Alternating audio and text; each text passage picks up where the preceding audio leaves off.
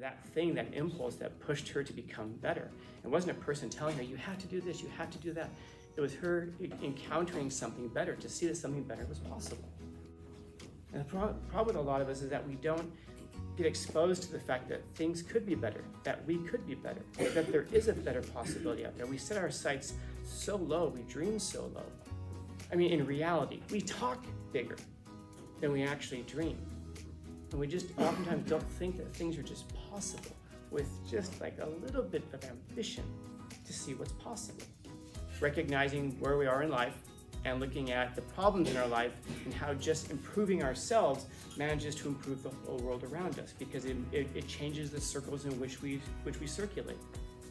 In other words, if you fix yourself and you improve yourself, life will start going better for you. You'll get promotions at work. You'll do better in life. And the circles that you run in are going to be over here. Whereas if you just maintain who you are, you're never going to be anything other than what you are. And so it's a choice.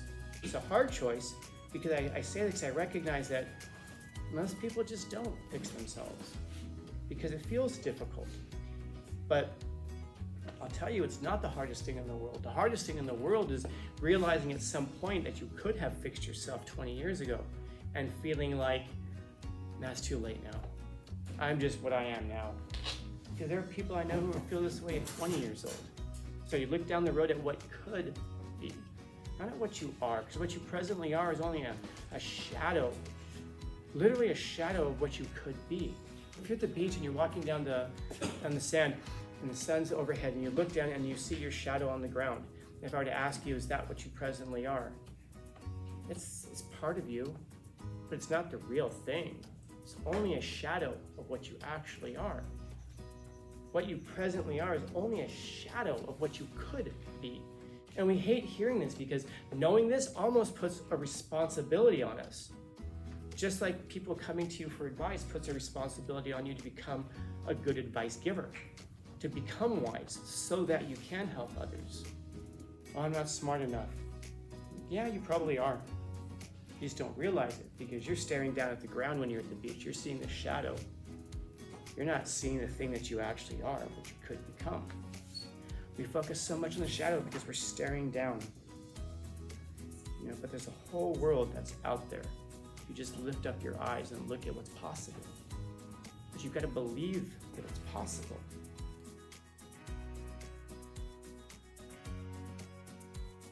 I like this quote for a few reasons. First off, Rosten, he's 89 years old when he dies. And then you look at this picture, it's a very serious picture. He's just, and we look at that and we think, what would this guy possibly know about happiness? Why would we take him seriously?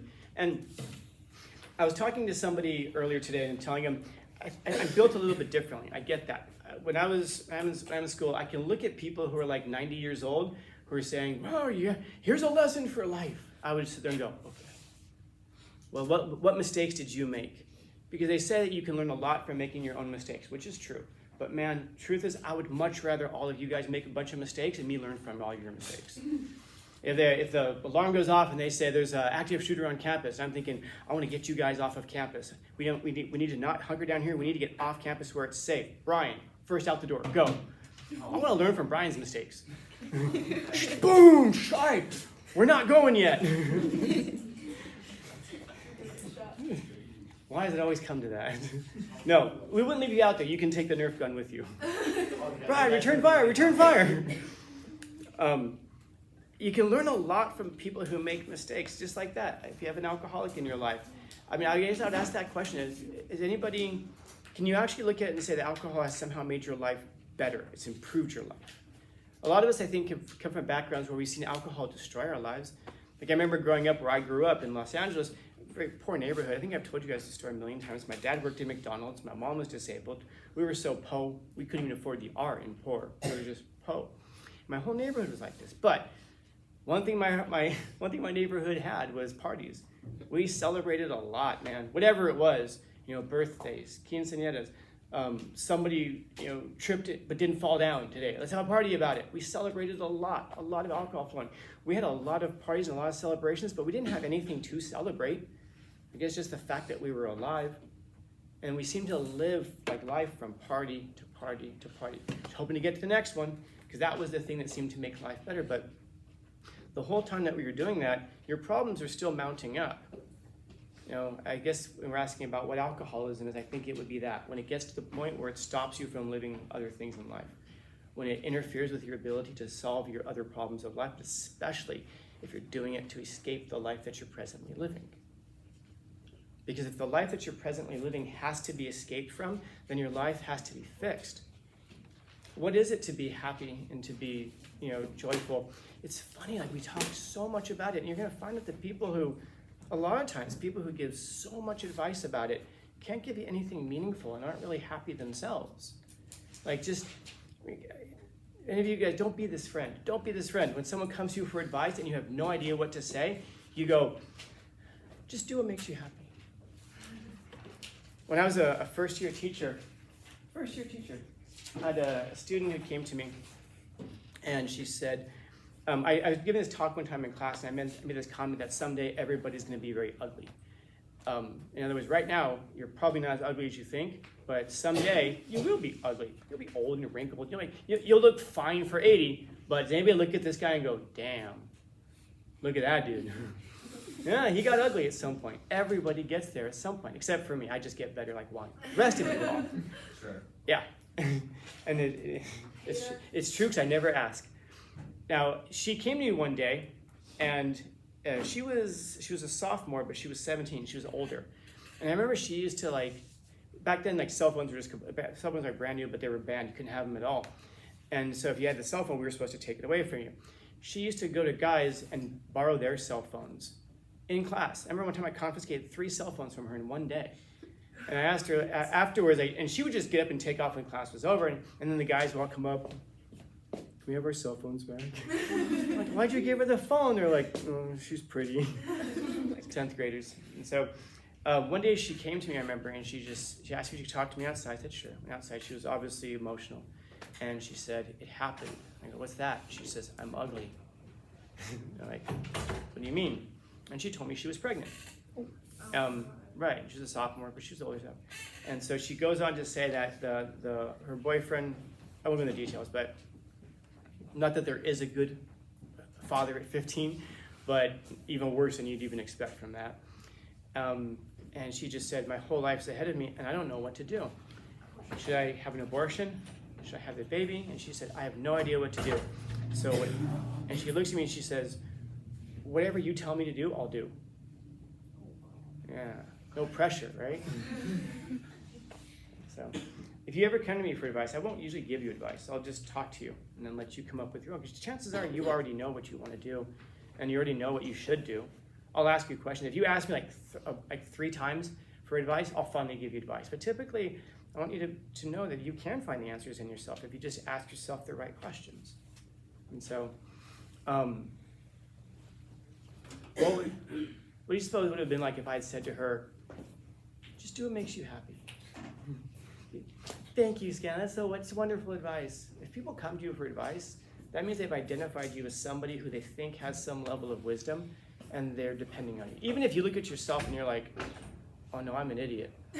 And I think I've demonstrated that many, many times. I'm the dumbest smart person you're ever going to meet in your life. But people still come to me for advice, and so you have to take that seriously. Don't just brush them off with whatever makes you happy. Because the things that make us happy are so oftentimes the things that just lead us headlong into harm. And so talk to people, find out, because they already know, just ask the right questions. I don't know what to ask. It's your responsibility to find out now, because people have identified you as a person to come to for advice. I don't want that. Yeah. And I don't want, dry skin, but things happen, right? So that's your responsibility now, to figure out how to help people who come to you for advice. And the worst advice you can give people is just do what makes you happy. Because what makes us happy, we can't usually know what will make us happy. As soon as I ask that question, I guess I'd ask you guys that question. What kind of advice would you give? I wonder how many of you would say, tell her to have an abortion. I wonder how many of you would say, have her put up for adoption. How many of you would say, have the baby? It's such a trip. She ended up going to the college, and she was a student of mine over at the college again. She had the baby. I've met him. That's a trip. The kid's in high school now. Yeah, exactly. And so she posts these pictures, and she's really funny, man. She has a fantastic story. She's very pretty, and she went to Southwestern College after high school. She had to go to the Learning Center, obviously, to finish. She went to Southwestern College, and she saw this guy over there, and she's like, he's really cute. So she went up to him and was like, hey, and started talking to him. And then she said, hey, let's ditch class and go get coffee or something. And the guy said, no, thank you. And she was not used to that. She's like, what do you mean? He said, I'm here for school, and I'm here to get an education, and so I paid for this class, I'm going to take this class. And he walked away from her. She was like, what the hell? She's not used to this. And then over time, she finally was talking to him, and she was like, what is it? Why wouldn't he want to talk to me? And then she got to talking to him, and she found out that he had a career plan. He was, whatever he was, like 21 years old or so, and he wanted to become a Border Patrol agent. And while doing that, he wanted to go in with a college degree so that he wouldn't just be a basic agent, but he'd go in at a higher rank. And his whole plan, he had a whole thing in mind about how he was going to climb the ranks by first getting his bachelor's, going on to get his master's degree, and moving his way up. And he said that, ditching class obviously got in the way of that. So she asked him out a few times, and he finally just told her, listen, I need a person who's going to help build this plan I have with me, and you're just not a serious person. And the only person who can help me build something like that is a serious person. And he told her, you're very attractive. I'm sure lots of people would like to, but that would get in the way of my life's plan. And then she was like, I can be serious. And a funny thing happened. She got serious. She actually finished school. She got a bachelor's degree. And guess what he's doing right now? Exactly what he said he was going to do. They post about it all the time. They were over in Arizona for a while. They're back in California now. He's rising up the ranks, and she does real estate. And it's funny, they have that child, and I think they have two other ones. They have 3 kids all together. And they post the pictures, and you look like, oh, picture perfect family. They're not like that in real life. But here's the funny thing. They are. When you interact with them, it's just like, she's who she is, and he's a very serious, guy, doesn't laugh a lot. When we met each other, she wanted to, you have to meet him. She brought him, over at the college, and he introduced himself, and I said, Scanlon. Yeah. And we stood in the room for a while, and so how's school going for you? Oh, it's great, man. How about you? I was enjoying it, We don't have much to say to each other. He's like, no, not really. We're both not talkers, absolutely. And then she came back in the room. We should go get something. She came back. So, what do you think? He's great, isn't he? And we both go, yeah. We knew who she was talking to. We get along great. He's a good dude. He's very serious, and then, he's a family guy, family-oriented. But the thing was that there was that impulse that pushed her to become better. It wasn't a person telling her, you have to do this, you have to do that. It was her encountering something better to see that something better was possible. And the problem with a lot of us is that we don't get exposed to the fact that things could be better, that we could be better, that there is a better possibility out there. We set our sights so low, we dream so low. I mean, in reality, we talk bigger than we actually dream. And we just oftentimes don't think that things are just possible with just like a little bit of ambition to see what's possible. Because we don't see the opportunities in front of us. Like, I don't mean this in a chastising way. Please understand this from all the love in the world. But if I were to ask you guys today, so what did you learn in this class this semester? Because this is the last time I'm going to talk to you this semester. And some of you won't be here next semester, so this will be the last time I talk to you in high school. If I were to ask you, what did you learn this semester? And if you sat there and go like, nothing, it's possible. But if I were to ask you, what could you have learned this semester? And if you said, I don't know, and that's probably true because we don't know what we don't know. If you're looking back at the semester, what was our first assignment of the semester? Fix yourself. It was Jordan Peterson talking about recognizing where we are in life and looking at the problems in our life and how just improving ourselves manages to improve the whole world around us because it changes the circles in which we circulate. In other words, if you fix yourself and you improve yourself, life will start going better for you. You'll get promotions at work. You'll do better in life. And the circles that you run in are going to be over here. Whereas if you just maintain who you are, you're never going to be anything other than what you are. And so it's a choice. It's a hard choice because I say that because I recognize that most people just don't fix themselves because it feels difficult. But I'll tell you, it's not the hardest thing in the world. The hardest thing in the world is realizing at some point that you could have fixed yourself 20 years ago and feeling like, that's too late now. I'm just what I am now. because there are people I know who feel this way at 20 years old. But the best time, when's the best time to plant a tree? If you're hungry today, 20 years ago. Should have planted an apple tree 20 years ago. If you planted an apple tree 20 years ago, you could have an apple right now. But I wasn't alive. Don't make excuses. Now, the second best time, of course, is to plant it now. Or you could look at it and say, it'll be for 20 years. Yeah, that's how you accelerate. That's how you improve your life. That you look down the you look down the road at what could be, not at what you are, because what you presently are is only a shadow, literally a shadow of what you could be.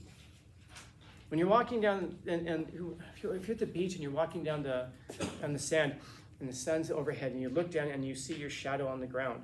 If I were to ask you, is that what you presently are? It's part of you, but it's not the real thing. It's only a shadow of what you actually are.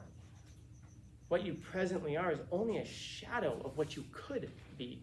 And we hate hearing this because knowing this almost puts a responsibility on us.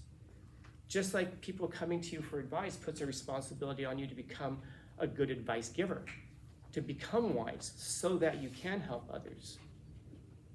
After that, fix yourself. And then once we fix ourselves, what is it? Now we're looking at the shortness of life, saying, no, there is enough time to do the things in life that we want to do. And then we're looking at meditations, the Enchiridion, to be able, which is the philosophy of Stoicism, to take what you are and to maximize it, to make everything out of what you presently have. Because the chances are you have enough to do the things in life that you want to do. No, I just need more money. How do you get more money? Not by wishing, by being productive.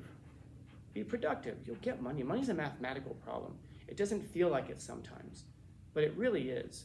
Money is just, if you work a certain number of hours, you get a certain number of dollars. This is it. You put this time into it, you get this job which pays this much. If you want more, what do? You put more in and then you get this job. It's just a mathematical thing. Oh, I'm not smart enough. Yeah, you probably are. You just don't realize it because you're staring down at the ground when you're at the beach. You're seeing the shadow. You're not seeing the thing that you actually are, what you could become. Because that's what the shadow should do. It should endeavor to transform itself so that they become indistinguishable. But we focus so much on the shadow because we're staring down. But there's a whole world that's out there. If you just lift up your eyes and look at what's possible. But you've got to believe that it's possible. We looked at the dark psychology of social network. We looked at the fragile generation. In other words, we looked at the things that get in the way of us becoming what we possibly could become. I didn't just throw articles at you. I didn't just make it up as I went. And hopefully at some point, maybe you'll look back and see that the quotes always supported those things that we were doing in here. And so if you go back and look over the semester and I ask you, what is it that you learned versus what was possible? It's not just this class, it's everything in life, man. What could you have learned in your math class? What could you have learned at home? What could you have learned at work? What could you have learned on your own in life generally? And it's all of those coulds, and it's the gap between what you did and what you could have done that's going to haunt you when you're older. How do I know this? I began by telling you. I listened to a lot of old people who told me this. They have these regrets because there's that gap between what they could have been and what they were. And I don't know. I don't want to run into any of you guys when you're old and have you and see that in your eyes that you're living that gap. But that's one of the hard things about doing this is that I also know that that's overwhelmingly what people do. That is where people go. But maybe like alcoholism, maybe it's a choice. Or maybe like alcoholism, it's just embedded in us. But you won't make your life worse by believing in yourself and trying. What if what I'm telling you is true? That you could become something great. That you are smart enough. Some people are smart enough, this is true. You are capable. What if it's true? What if? Someone's gonna get that job, right? Why not you? Someone's gonna get into that college, why not you? Someone's gonna have that life, why not you? And if you have a whole list of reasons of why nots, then now you know what your task in life is, to answer all those why nots so that it becomes a why. So, but like everything else in life, it's largely a choice. But at the very least, you can never say nobody told you. So that's it for the semester. Questions? Comments? Concerns? Complaints? Criticisms? Critiques? All right. This is it. Happy Thursday.